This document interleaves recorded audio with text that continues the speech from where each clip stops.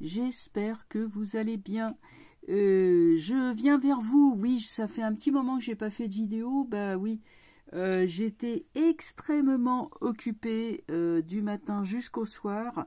Et bah voilà, j'ai pas eu le temps de faire de vidéo, tout simplement. Bon, j'ai continué à regarder l'actualité, évidemment. Bon, qu'est-ce qu'on peut voir? On a des conflits qui explosent de partout, hein, sur la, voilà, sur la surface de la Terre. C'est-à-dire que les points névralgiques comment dire, du monde, là où ça s'embrase. Quand ça s'embrase, c'est pas bon pour le reste du monde. Le Proche-Orient notamment, donc. Et ben là, ça s'est embrasé.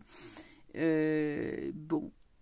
Les configurations astrales poussent à la guerre et il y a eu en plus la nouvelle lune en bélier là qui était cette semaine. Et ben ça n'a pas raté. Il y a eu des attaques qui se sont faites dans cette région.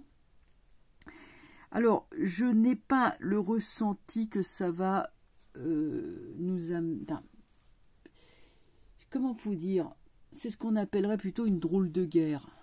Hein, c'est pas une conflagration générale, mais on va regarder tout de suite, puisqu'il est question d'armes atomiques en préparation dans un certain pays, que bientôt ils vont avoir la bombe atomique. Alors évidemment, s'ils la lancent sur leur ennemi juré, vu que c'est quand même à 4000 km d'ici, bon évidemment on va se prendre les radiations. Nous c'est ça qu'il faut qu'on voit, hein, une bombe atomique qui explose quelque part, ben voilà.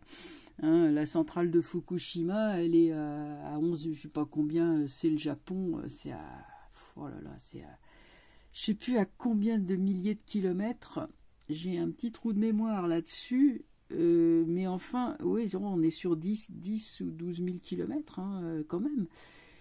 Mais bon, on a quand même eu le nuage, hein, qui s'est baladé, voilà, bon.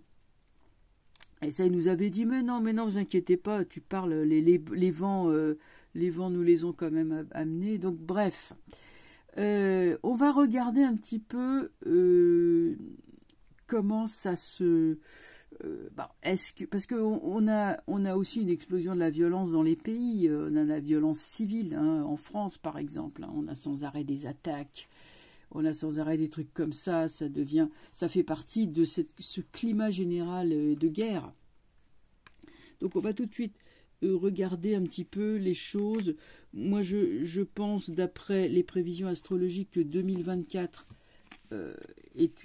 c'est déjà quand même bien entamé, est une année, on va dire, guerrière, puisqu'il y en a qui se prennent pour des guerriers, évidemment qu'ils n'ont jamais fait le service militaire ni rien, et qui ne savent pas du tout, connaissent rien à la guerre, mais c'est pas grave, c'est des guerriers, hein, les petits guerriers de PlayStation, là, bon, bref, les petits genoux qui se prennent pour des cadors. Bref, je vais vous envoyer ce que je veux dire. Alors, on va tout de suite regarder cette histoire de violence. Et bon, j'ai le battleur. Le battleur, c'est l'intelligence, c'est l'habileté. C'est pas une carte guerrière. Le soleil, bon, voilà, ça sort plutôt pas mal. On a des alliances. Moi, je dirais qu'il y a une alliance du monde occidental, a priori. Justice, bon, on est quand même beaucoup, alors concernant le conflit au Proche-Orient, on est quand même beaucoup dans la modération avec la justice. Ouais, le monde est renversé. Ça va pas se calmer comme ça sera sporadique, ça sera, voilà, un petit peu de missiles par-ci, un petit peu de ci, un peu de ça. La paix n'est pas signée, mais il y a quand même des bémols qui sont quand même, je crois que tout le monde a le pied sur la pédale de frein, concernant en tout cas cette région du monde. On peut considérer quand même que malgré, bon, là, on a des tas de machins, de missiles, machins qui arrivent. Mais enfin, la vie continue. C'est ça que je veux dire. La vie continue là-bas et la vie continue pour nous par ricochet. Ce n'est pas une configuration qui pousse à la guerre. C'est plutôt la paix, hein, bien sûr, la justice, hein, l'équité. Hein, les deux plateaux de la balance qui sont égalisé, donc ça c'est bien la paix. Bon, on va quand même mettre le paquet pour que ça ne s'envenime pas et qu'il n'y ait pas des velléités d'appuyer sur le fameux bouton, même si, bon, on sait qu'il y en a qui ne l'ont pas encore. On va quand même recouvrir, voir si de façon plus lointaine, ce que ça peut donner. Je parle pas très bien ce soir, je suis un peu fatiguée, je vous avoue que bon, voilà, je suis un petit peu fatiguée. Alors, le jugement, alors sur Battler, jugement, bon, évidemment, il y aura des grands changements qui vont se produire suite à cette guerre. On peut considérer quand même c'est l'archange Saint-Michel, hein, avec ses ailes. On va regarder la suite. Soleil pendu. Bon, de toute façon, ils ne pourront pas aller plus loin, hein, les protagonistes. Hein. Le pendu les empêche.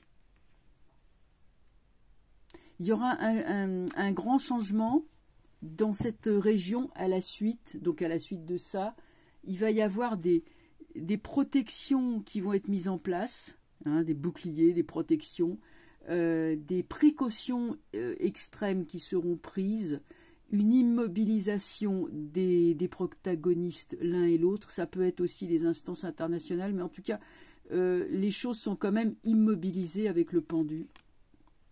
L'empereur, il y a quelqu'un qui est là et qui siffle la fin de la partie, qui dit c'est bon, on arrête. C'est un homme puissant, un souverain. La lune, il dit chacun rentre chez soi. Chacun rentre dans son pays, dans son foyer. C'est la lune, on retourne aux affaires domestiques. Hein, on retourne aux affaires du pays. On n'est plus en train de faire des expansions comme ça, de l'expansion vers le voisin, mais on est en train de se recentrer sur sa maison, son foyer, sa patrie. Donc, voilà, basiquement, les caractères s'emportent, les humeurs s'échauffent, mais c'est quand même, je pense que c'est quand même jugulé d'une façon ou d'une autre. Il y a des arguments économiques, il y a quand même pas mal d'arguments qui sont là, qui fait que personne a intérêt à ce que ça aille trop loin quand même. Alors voilà, c'est ça que je voulais dire. Maintenant, on va regarder autre chose. Donc, je voulais regarder cette histoire-là. On va regarder autre chose. Bon, alors, il y a une prolifération d'attaques, de délinquance et surtout d'attaques violentes en France, avec l'efficacité que l'on connaît de la part de nos édiles pour nous protéger. Et quand je pense qu'il y en a qui vont encore voter pour ça, on dit « Ah ouais, vous faites trop de politique. » Ouais, non, mais là, je ne peux pas m'empêcher d'en faire. Alors, on va regarder, parce que ça, c'est un sujet qui nous préoccupe hein, tous, toutes. Bon, déjà, j'ai le chariot qui sort. Le chariot, c'est quoi? C'est la police, c'est l'armée, c'est... Ah ouais, on prend les choses en main, on va voir, c'est plutôt pas mal, c'est plutôt bien. Le chariot, c'est la reprise en main énergique des choses. Elle annonce une victoire. Hein. Bon, on va regarder.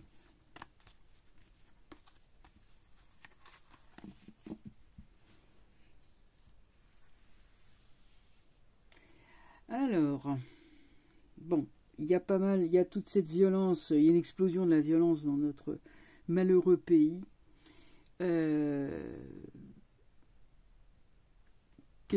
Comment ça va évoluer?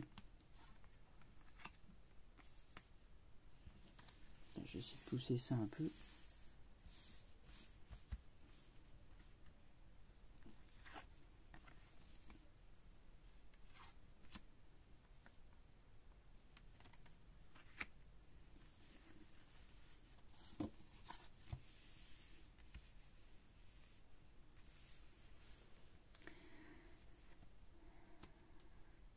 Bon, là on a des gens, l'amoureux. Alors, on peut dire que on ne sait pas trop quelle solution choisir. En ce moment, quand même, ils sont en train de se dire, ah, qu'est-ce qu'on fait? Ben voilà, ah oui, ah, qu'est-ce qu'on fait? Qu'est-ce qu'on fait?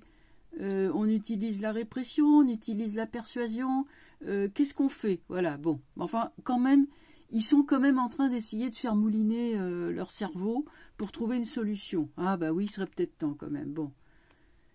Bah oui, parce qu'ils s'aperçoivent que nous ne sommes plus, le consensus, la paix sociale ne fonctionne plus, la justice est à l'envers. En outre, il y a des magistrats qui sont d'une complaisance absolument scandaleuse par rapport à certains individus. Bon, les OQTF non respectés, choses comme ça. Enfin, toutes sortes de choses qui ne sont pas normales. C'est pas que les gens qui sont... enfin, comprenez-moi bien, il y a des gens qui travaillent, qui n'ont pas de papier, et qui se contentent de travailler sans, je dirais, dans leur coin, sans embêter personne. C'est une chose. Après, c'est une affaire entre eux et l'État français, vous comprenez. Mais ceux qui n'ont rien à faire là, qui sont sous OQTF et en plus qui sortent le couteau pour tuer tout ce qui se présente sur leur chemin, c'est autrement plus embêtant et c'est bien de ça que je parle.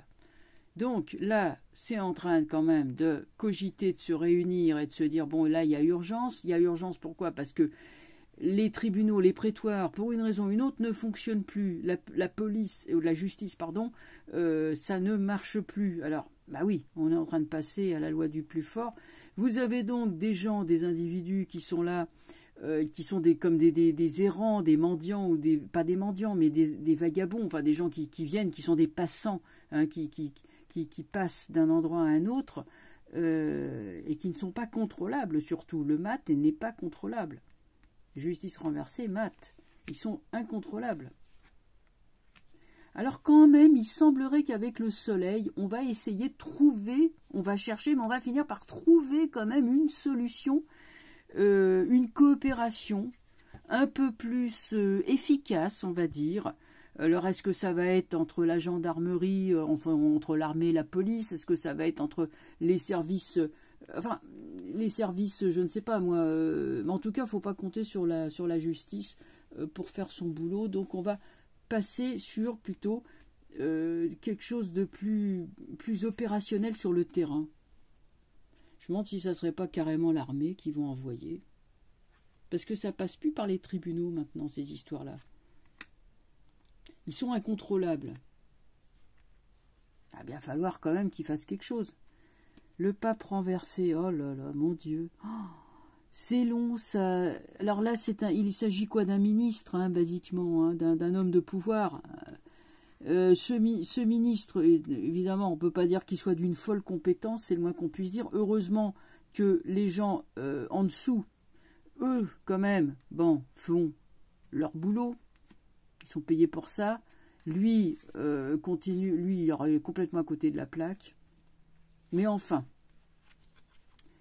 bon, je crois quand même qu'on va se pencher sérieusement sur cette histoire du problème de sécurité qu'entraînent des déplacements pareils de population qui sont incontrôlables en fait. Parce qu'on ne sait pas qui rentre. Bon, le battleur est renversé, toujours pareil. J'ai quand même l'ermite. J'ai quand même des... Alors, vous me direz que ça vous fait une belle jambe. Mais enfin, j'ai quand même des débuts de solutions qui commencent à sortir à la fin, après moult palabres, après des déclarations complètement débiles du responsable, du ministre. Heureusement, comme je vous l'ai dit, qu'un ministre, ça ne sert pas à grand-chose, et que c'est tous ses subordonnés qui font le boulot. Mais le bonhomme, il va encore lancer des déclarations intempestives complètement idiotes. Quant à la justice, qui n'arrive plus, c'est pas qu'il soit incompétent, je veux dire, il y en a qui sont très bien, très compétents, mais ils n'y arrivent plus. Ils sont pas forcément formés pour gérer comme ça des afflux de gens qui viennent d'ailleurs. Bon, le mat, avec le battleur, bon, c'est vraiment un emplâtre sur une jambe de bois. Les solutions qu'on a essayé de proposer, c'est-à-dire, je sais pas moi, les mettre dans des camps, des machins, ça ne marche pas. C'est pareil, le battleur, c'est trop léger pour gérer un truc comme ça. Alors là, on envoie quand même l'ermite à la rescousse, un conseiller, un type. Là, on trouve une solution qui a l'air de fonctionner. et celui-là arrive pour superviser. Lui, il est compétent, eux, ils sont compétents. Donc, on peut espérer quand même qu'on va arriver à trouver quelque chose. Attendez, j'essaie de bouger ça parce que du coup, ça coupe un peu dans le champ là, de la caméra. Ah oui, attendez, je vais essayer de redresser un peu les pattes de ce... Voilà, c'est mieux. Donc voilà, qu'est-ce que j'étais en train de dire, que on va aller trouver quand même quelque chose. Alors on n'est quand même pas sur des trucs qui sont, j'ai pas Maison Dieu, j'ai pas, vous voyez, ou Arcane sans nom, des trucs comme ça. J'ai quand même des solutions qui vont être trouvées assez péniblement, mais enfin qui vont quand même finir par être trouvées. Bon, ça sera déjà un début d'apaisement qui ira de toute façon avec la politique, avec l'extérieur, avec ce qui se passe dans le monde. Ce qui se passe en France est un reflet de ce qui se passe dans le monde. Les astrologues en ont parlé, c'est une explosion de violence, voilà, partout, parce qu'il y a trop de frustration, parce qu'il y a trop de... avec cette clique qui fait tellement n'importe quoi depuis des années, bon voilà, c'est pas non plus étonnant. Voilà ce que je voulais dire, donc c'était vous rassurer, hein, bon, vous inquiétez pas, c'est simplement que je me reposais parce que j'ai vraiment énormément travaillé, pas professionnellement, mais j'ai dû faire face à certaines choses qui m'ont pris énormément de temps. Ensuite, alors pour l'affaire du petit Émile, moi je vais faire ça, mais je veux faire un truc sérieux, je ne vais pas faire un truc là sur un coin de table. Je vais utiliser l'astrologie, je vais utiliser ce que j'ai à ma disposition, mais bon, ça demande du travail, hein, c'est du travail en amont, c'est pas du tout comme avec un jeu de cartes où on peut travailler la spontanéité. Hein, voilà, on met, et puis c'est tout de suite ça va parler, il n'y a pas de préparation particulière en amont. Par contre, l'astrologie, oui, il faut longuement quand même travailler parce qu'il y a des aspects cruciaux qui peuvent passer inaperçus. Il faut avoir beaucoup l'œil, hein, pour tout repérer. Donc, je regarderai ce qui peut me venir, quelques éléments. Alors moi, je fais pas du profiling ou du remote viewing là, dont nous a parlé le major Ed Dames, ce monsieur-là. Je sais pas ce que c'est, mais enfin, je vais essayer moi aussi d'utiliser mon intuition pour essayer de faire un petit peu le point, enfin ce que je pense être le plus vraisemblable de ce qui s'est passé dans cette histoire. Voilà. Mais ça, c'est un autre sujet, hein, sur lequel, bien sûr, on reviendra. Voilà, je vous souhaite une excellente soirée, et voilà, et puis je vous dis à bientôt, et bon, si jamais j'ai encore des trucs à faire ou à finir, je vous enverrai un petit message, pour pas que vous ne vous inquiétez. Je vous souhaite une excellente soirée, je vous dis à bientôt, au revoir.